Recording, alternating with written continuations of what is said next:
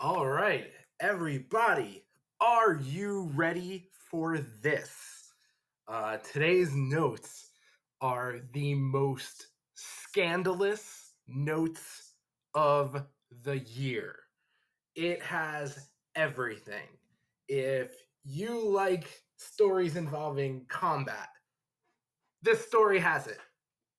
If you like stories involving romance, this story has it. If you like stories involving betrayal, this story has it. If you like stories that have some inappropriate parts, this story has that too. It is the story of Cleopatra, the most scandalous notes of the year. And here we go. So she is a Macedonian Greek. Now, let me just kind of explain this a little bit. This is pretty amazing. She is part Macedonian, part Greek. That's her background. She is going to be in charge of Egypt, and you'll learn how. But she's going to rule Egypt for Rome. So she is a Macedonian Greek ruling Egypt for Rome. Yeah, pretty interesting. She is the last of the Ptolemies to rule Egypt. So you'll remember Alexander the Great died, and then Ptolemy, one of his generals, got control of Egypt. And there are many Ptolemies in the family that rule Egypt. She's the last of them. And out of all of the Ptolemies, she's the only one that bothered to learn the Egyptian writing language hieroglyphics. All the other rulers demanded scribes to do everything. She's like, no, I want to learn how to do this. Now, this next fact is probably the most important fact to think about as we learn this. Everything we know about Cleopatra was written by her enemies. So, as you can imagine, if your enemies are writing the story of your life because they can when they're in charge, you're probably not going to be painted in the best lights. So that's something to kind of keep in the back of your mind with Cleopatra, because there's going to be some pretty scandalous things that you're going to learn about her. A lot of the stories that we know of Cleopatra were written hundreds of years after she died, and they're influenced by gossip, legend, and propaganda. And if you don't know what propaganda is, it's basically when, and a lot of times it's governments that do this, when governments manipulate materials or messages to try and get people to believe a certain thing. All right, so Cleopatra is 20 when she became Queen of Egypt, and it's a really interesting story of how that came to be. So, her brother, Ptolemy the 13th, was ruling Egypt, but he was your age. He was like a 12-year-old. And when I say she was ruling together with him, when you're 12, you can't rule Egypt by yourself. You have to have an advisor kind of help you rule Egypt. So Cleopatra is that advisor. Well, Cleopatra says to her brother Ptolemy, Egypt should be back to its glory days. And she wants Egypt to become warlike, like how it was in Thutmose III's days. Thutmose III, if you remember, he's the one that came after Hatshepsut, and he conquered places when his relative Hatshepsut was peace and prosperity and all that stuff. You'll remember from when we learned in October. Well, she wants to become warlike. Now, the other advisors of Ptolemy, it wasn't just Cleopatra that helped Ptolemy rule. The other advisors got scared of Cleopatra's plans, and they convinced Ptolemy the 13th to kick his sister Cleopatra right out of Egypt. So she gets banished. She gets the boot. Out she goes.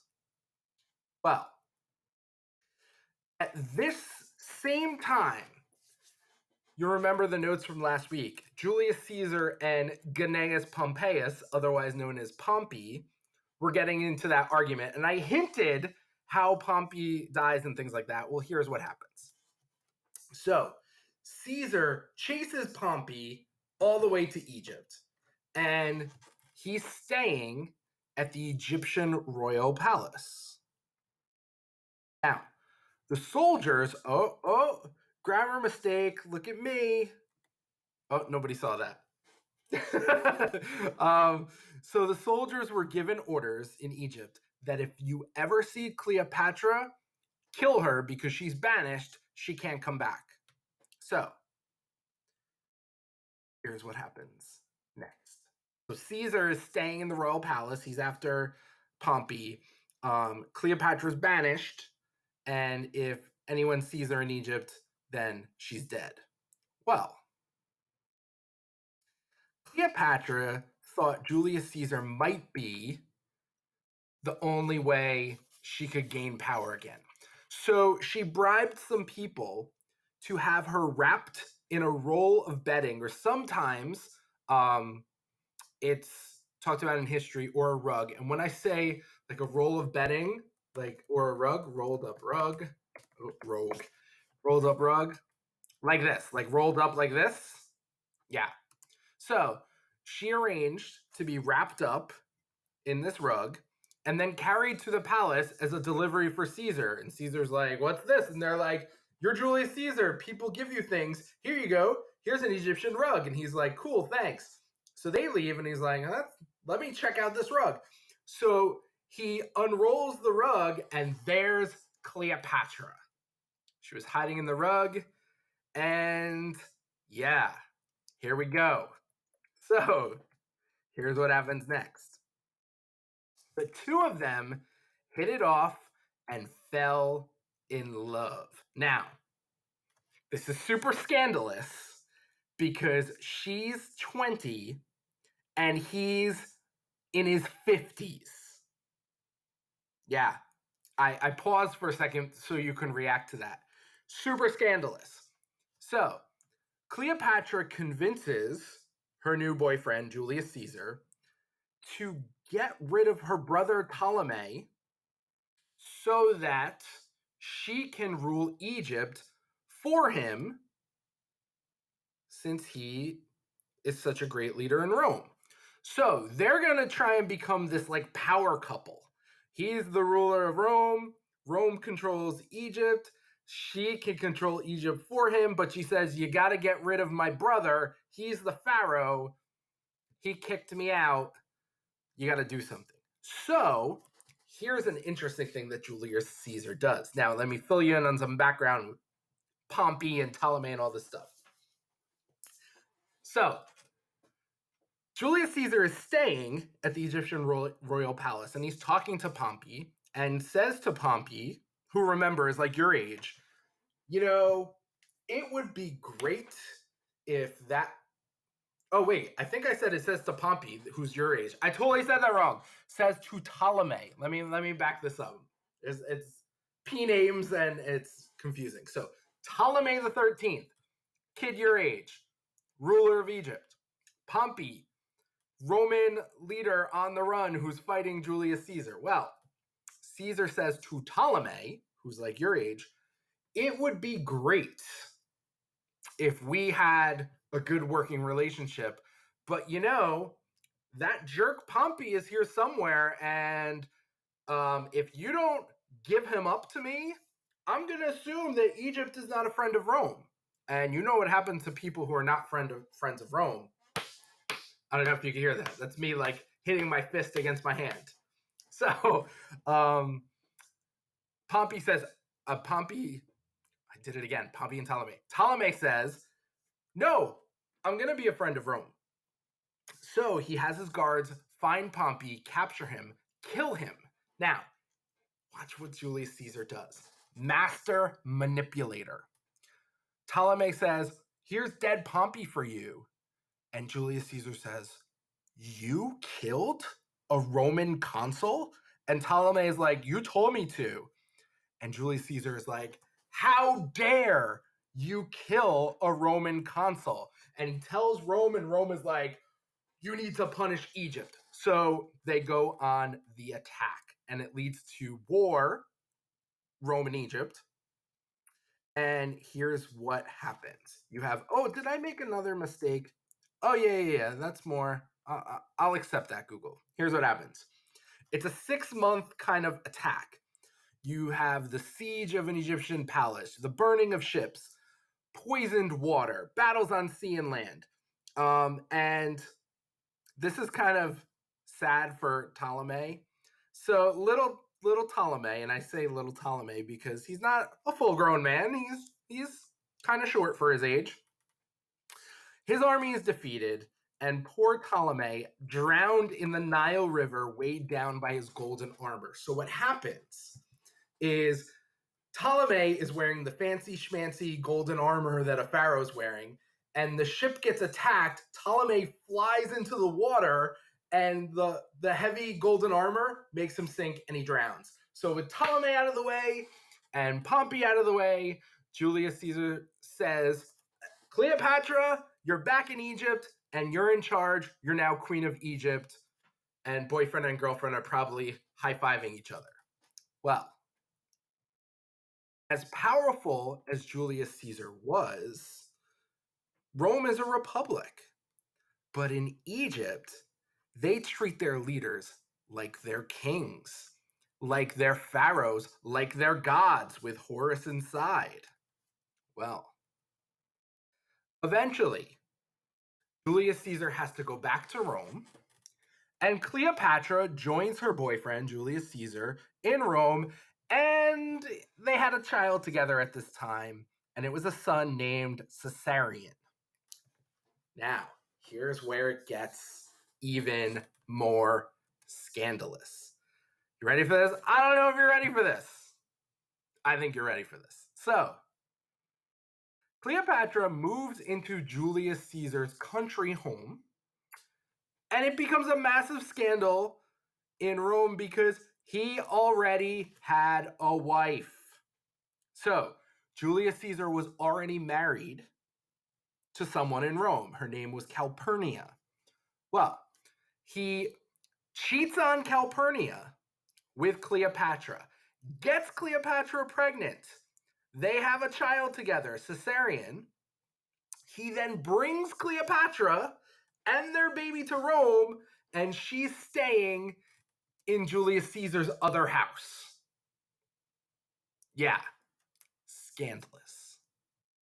Well, everyone starts gossiping all throughout Rome. They're like, oh my gosh, is Julius Caesar going to divorce Calpurnia? What's going to happen?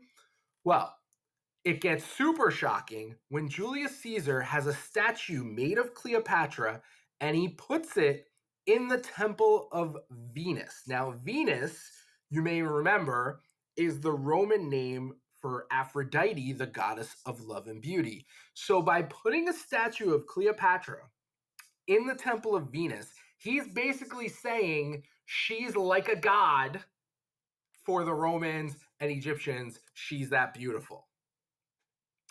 Calpurnia is probably like through all this devastated and furious, and Julius Caesar's like, I'm in charge, so unfortunately there's nothing you could do about it. Well, there's a rumor that starts going around that Caesar and Cleopatra are going to get married, and then the capital of the Roman Empire wouldn't be Rome, they'd make it Alexandria in Egypt. So the Romans are like, if Caesar stays with this woman, Cleopatra, Egypt is going to be the best and not Rome, and we can't have that, and all this stuff. Well, when Caesar's murdered, because, you remember from the last notes, the Senate goes stabby stabby. So he's dead. Cleopatra goes back to Egypt with her son Caesarion, and she rules Egypt for the Romans. But the story doesn't end there. Oh no, there's more scandal to come. So, Caesar's will made no mention of the son, Caesarion, that Caesar had with Cleopatra. And the empire, as you learned, went to Octavian. Now, Marc Antony is one of the people in the Second Triumvirate, as you learned, and he was kind of ruling Rome in between when Caesar died and Caesar's will getting read. Well, as you learned, the Second Triumvirate is formed: Octavian, Marc Antony, and Lepidus. So they divided up who was going to control what part of the empire. So Octavian was going to be in charge of territories to the west. Marc Antony was going to be in charge of territories to the east. And Lepidus was going to be in charge of the territories in the northern part of Africa. So let me show you. Let's look at the map. Roman Empire map. So I can show you what this means. Oh yeah, this will do. All right, so we'll go with this. So Octavian is in charge of, oh, actually, it's not that big at this time. Hold on. Roman Empire map during Caesar. We need a more accurate map. All right, here's a more accurate map. All right, so looking here, right? So Octavian is going to be in charge of the western part of the empire. That's here.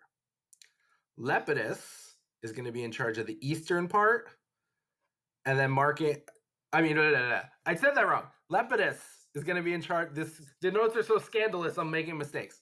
Lepidus is going to be in charge of the North African part, which is right over here.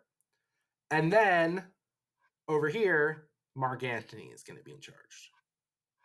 So, just to say again, Octavian, Lepidus, Marc Antony. All right. Well, Octavian eventually gets old enough and says to Lepidus, like, all right, remember this triumvirate was kind of in place so that I can learn how to rule things after a couple years. I know what I'm doing. So Lepidus agrees to step down from the second triumvirate and lets Octavian rule the part of the empire that he was in charge of in Africa. And this leads to now kind of a showdown between Marc Antony and Octavian. Well, once Marc Antony gets to Egypt, he orders Cleopatra to meet him. He's like, I want to meet this person that was Julius Caesar's girlfriend. And she refuses. She was like, he's not going to tell me that I have to go to this meeting. Like, no. The messages start increasing. Marc Antony then says that not only must Cleopatra meet him, she better look fantastic when she does. So Cleopatra is like, he wants to meet me, and he is demanding that I look good. I'll show him how good I can look. So Cleopatra dresses up as Venus, which is the Roman version of Aphrodite, the goddess of love and beauty, with costume cupids cooling her with fans as she walks into the room to meet Marc Antony. Well, the two of them hit it off, and they fall in love. Yes, here we have another relationship. Now, before you panic, by this time, Marc Antony and Cleopatra are both in their middle to late 20s, so they're both around the same age, so it's a more age-appropriate relationship. Now, over the next 10 years, Marc Antony and Cleopatra are going to have 3 kids together. Their names are Alexander Helios, Alexander, named after Alexander the Great, and Helios is the sun god. So if you think about it, there's definitely the Egypt and Greece kind of thing. Cleopatra Selene, Cleopatra, obviously named after Cleopatra. Selene is the moon.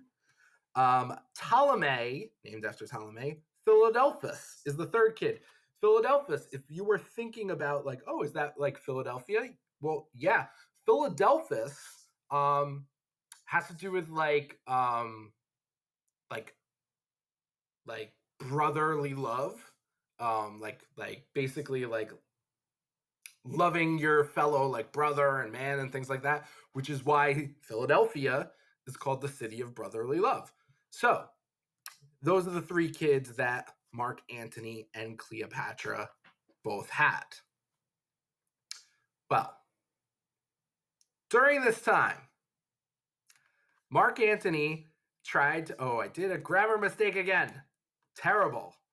During this time, Marc Antony tried to keep things at peace with Octavia.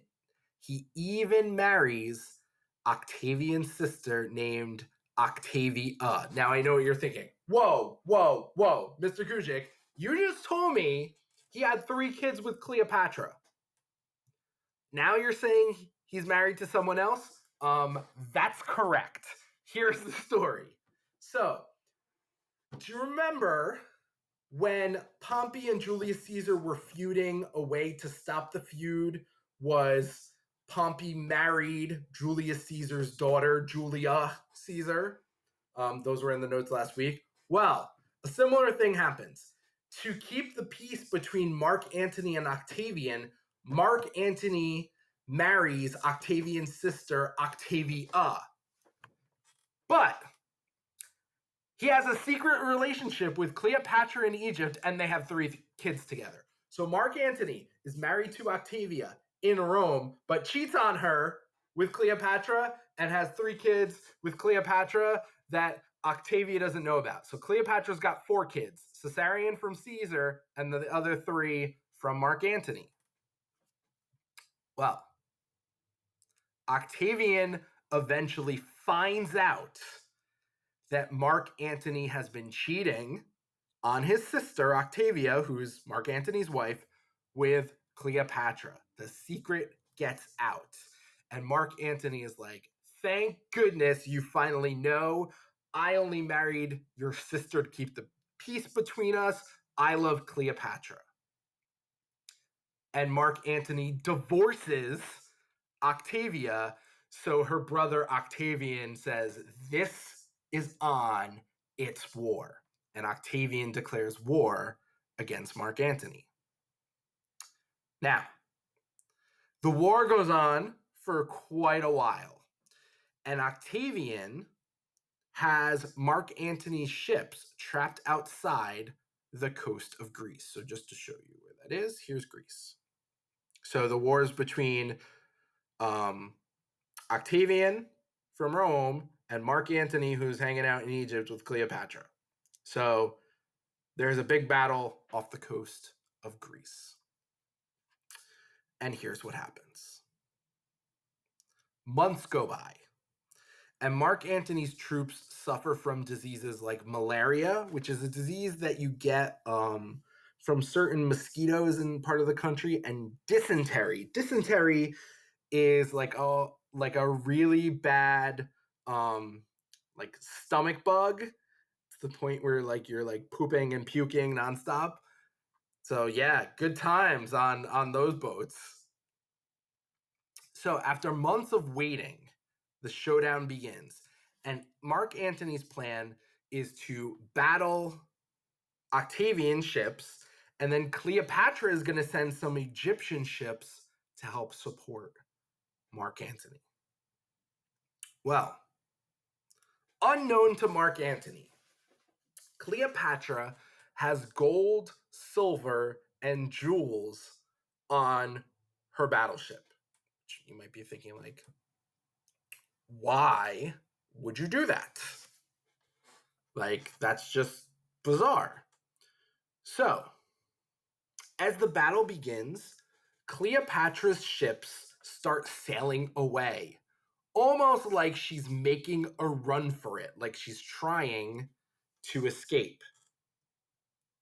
Well, the question then becomes, was she ditching Marc Antony, Or was she fleeing for her life? Historians don't know the answer to that. They're not sure if she was ditching Marc Antony or fleeing for her life. And here's the story. So, historians think Cleopatra wanted to avoid this conflict. So, there's some historians that think she packed the gold, silver, and jewels to try and bribe Octavian to leave Marc Antony alone. Then, there's some historians that think she had no intentions of staying with Marc Antony. Oh, my phone is ringing. Hold on. I don't know who this is. So we're going to silence that. That's some real time. You know I don't edit this. My phone's ringing. See? Phones are ringing. This is so scandalous. So, they don't know if she is trying to bribe Marc Antony or if she's trying to ditch Marc Antony. And like she has those jewels because she's trying to run away. She's like, Octavian's going to win. I'm out of here. They don't know which one it is. So that's a question historians don't know the answer. Is she so in love with Marc Antony, she tried to bribe Octavian and it didn't work, which is why then she's like fleeing for safety? Or is she not in love with Marc Antony at all and she's making a run for it? They have no idea. The Romans obviously are going to think she's ditching Marc Antony. Now, when Marc Antony sees that Cleopatra is leaving, he abandons his troops who are fighting and dying for him and takes off and follows Cleopatra. Yeah. Well, Octavian then spreads propaganda, and you remember I mentioned propaganda is that like when the government's kind of try and persuade you to think a certain way with certain messages. So Octavian sends word to Rome saying Marc Antony left his troops that were fighting and dying for him for an Egyptian woman. He is a traitor and he is a coward. And all the Romans are like, yes, down with Marc Antony. And all the Romans are like, we didn't like Cleopatra when she was with Caesar anyway. Well, Cleopatra goes back to Egypt and she knows trouble is coming. She figures it's just a matter of time before Octavian follows to Egypt. So she writes to Octavian several times saying, please leave me and Marc Antony alone. We will leave Egypt. We will go somewhere else in the world. And she even says, my son, Caesarion, can rule Egypt for you. Well, Cleopatra then makes a plan to escape to Asia. But when the people who are arranging this trip find out that she's running from Octavian, they're like, Octavian is going to get mad at us and probably kill us if he knows that we help you. We're not going to help you. In fact, we're going to try and stop you. And they burn her ships. Now, Cleopatra had gotten a head start back to Egypt. So this is all happening. Marc Antony hadn't gotten back to Egypt yet because he was sailing after her. Then, here's what happens. End is near. Cleopatra has a huge tomb made for her next to, like, this had been done before. So as you remember in Egypt, when you're the ruler, they start making your tomb so that when you die, you have like a nice place for your sarcophagus.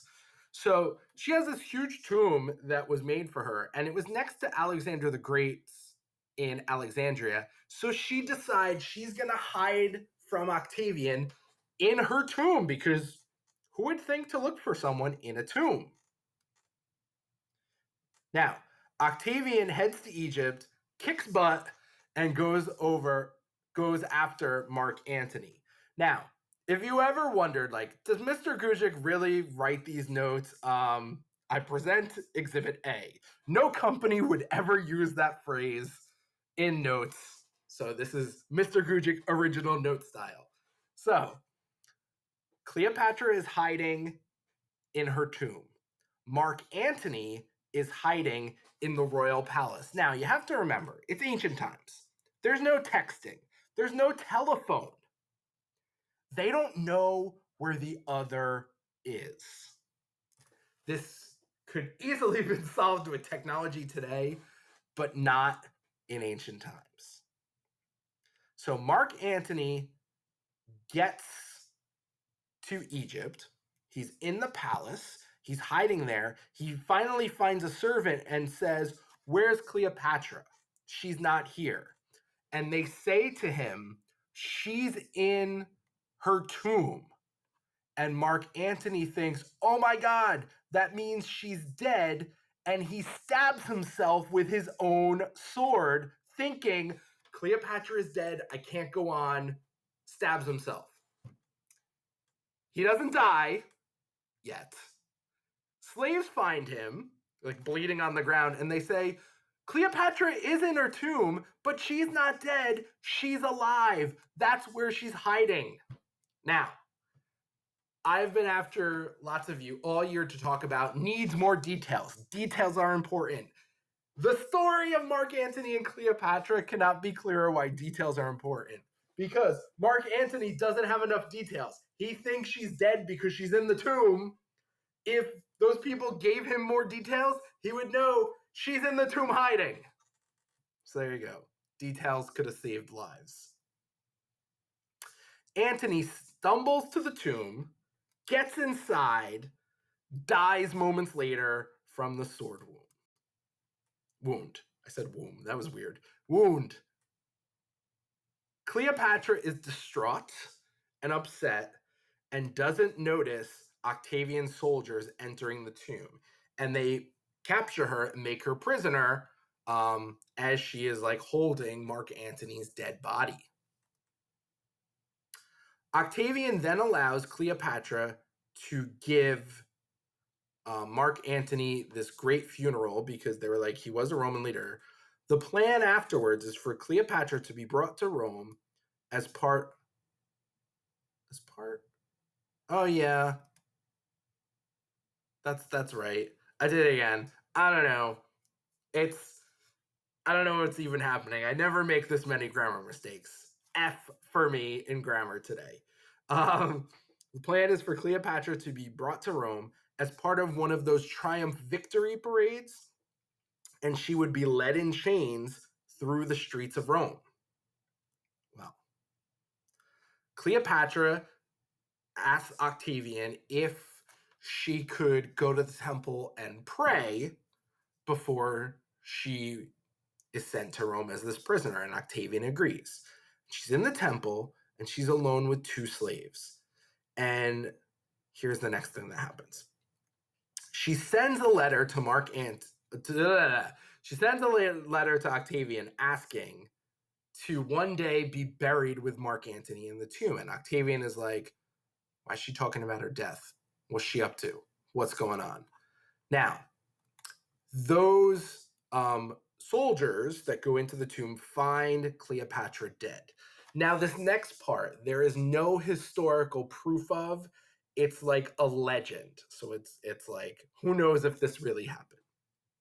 As the legend goes, she arranged for the servants to bring an asp, which is a poisonous snake, and put it in a basket of figs to bring with her into the temple so that she would stick her hand into the fig basket, the asp would bite her, and then she would die. Because the bite of that snake, an asp, is painless, meaning it doesn't hurt, but it's instantly fatal unless you go to the hospital and get like an antidote, which they don't have in ancient Egypt, so that's not happening.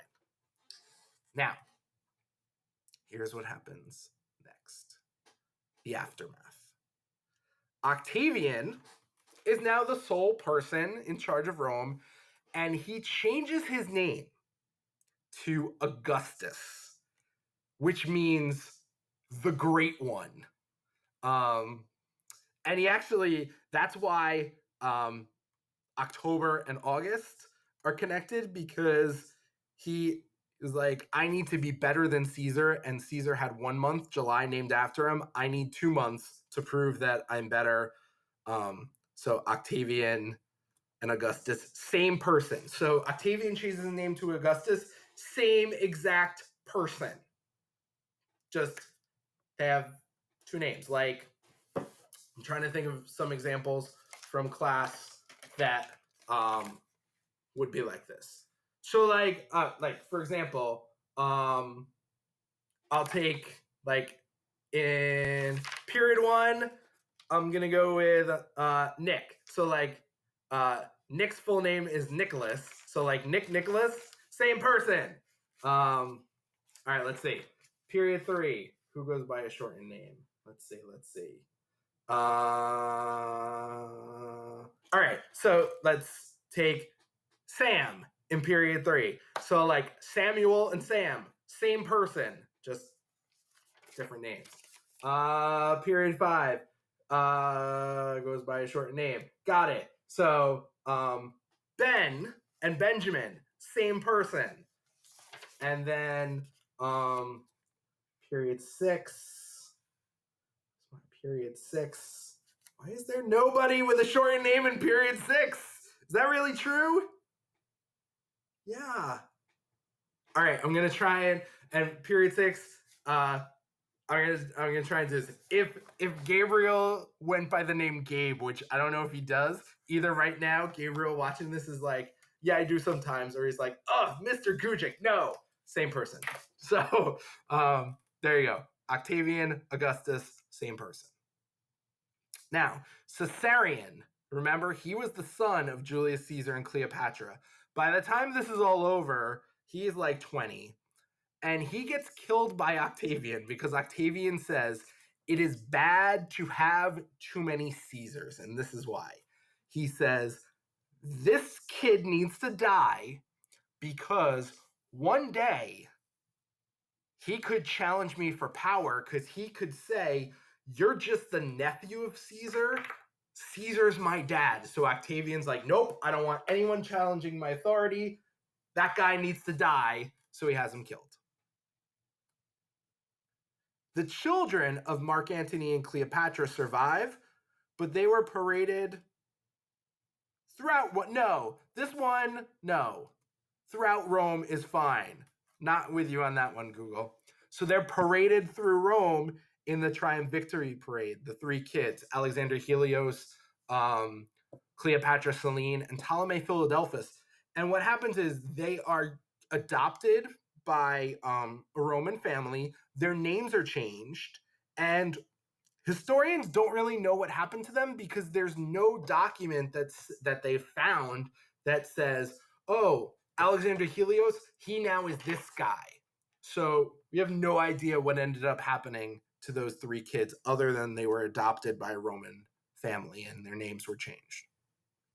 Now, the tombs of Marc Antony, Cleopatra, and Alexander the Great, they were all next to each other, and they were all destroyed in the same earthquake that took down the lighthouse of Alexandria.